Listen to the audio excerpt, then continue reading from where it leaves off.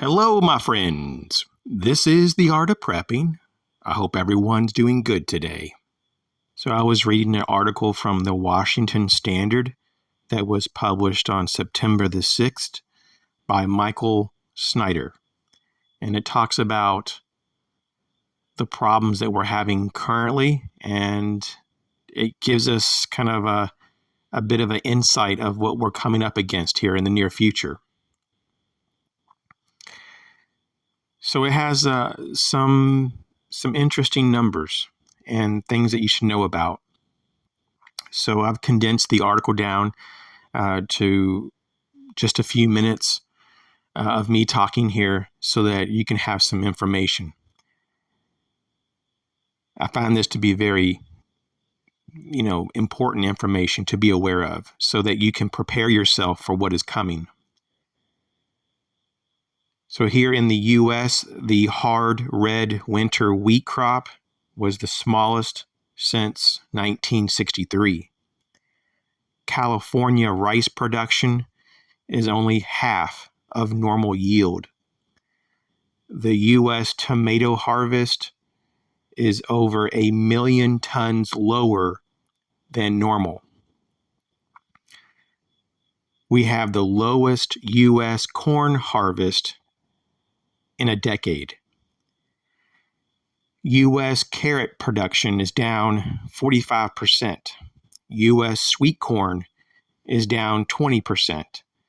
U.S. sweet potatoes are down 13%. U.S. celery is down 11%. U.S. peach production is down 15%. 3 out of 4 farmers say that drought conditions have dramatically reduced harvest yields. Now, I just want to talk about cattle for a moment. We've been hearing, in the news, we've been hearing about how a lot of ranchers have had to cull their herds. And this is very true. The numbers are just showing us how bad of a year it really has been. The cattle number in Oregon are down 41%. The cattle number in New Mexico are down 43%. The cattle number in Texas is down 50%. Now let's move over to Europe. The corn crop in Europe is down 20%. Corn losses in France is at 35% on average. And the average crop losses in the United Kingdom is at 50%. Germany also is at 50% crop losses. Italy is in a very bad space. There are many parts of Italy that crop losses are at 80%. Moving over to Africa, we have Somalia. Somalian food production is down 80%.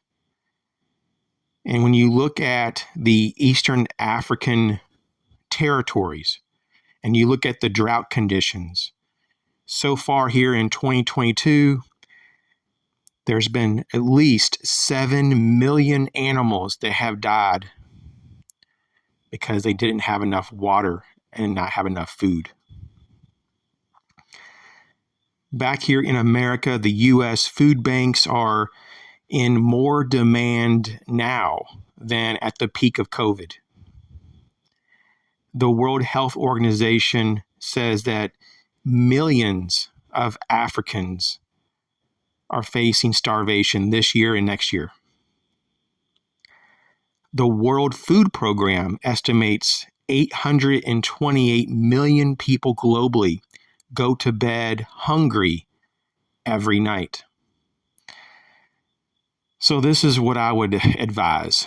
If you're not prepared for the food shortages that are happening right now and that will continue to get worse, and this food shortage will probably last at least a few years. If you're not ready for it, then you want to go ahead and take the opportunity now because time is very limited.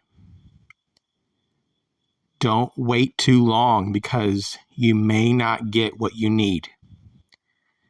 So thanks for checking the video out. If you have any comments or if you have any advice for people, leave it in the comment section. Thanks for your support.